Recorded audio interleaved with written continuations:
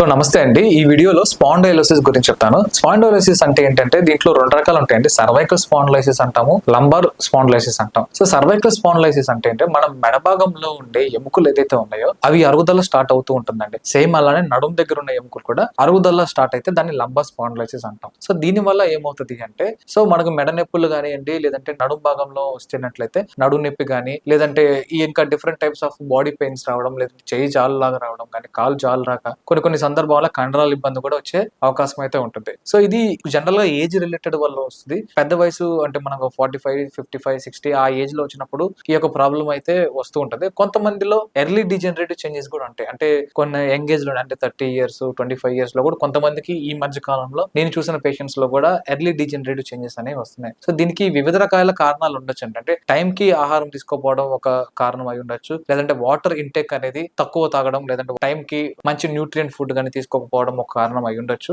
లేదా కొన్ని సందర్భంలో కొంచెం హెరిడిటీ కూడా ఉండే అవకాశం అయితే ఉంటుంది. సో ఎవరికైనా ఈ టైప్ ఆఫ్ ఇబ్బందులు కానీ ఇలాంటి ఏదైనా రిలేటెడ్ ఇష్యూస్ లో మీకు ఏదైనా డౌట్ ఉంటే కనుక ఖచ్చితంగా ఒక డాక్టర్ని కన్సల్ట్ అయ్యి రైట్ టైంలో ట్రీట్మెంట్ తీసుకోవడానికి ట్రై చేయండి. Thank you.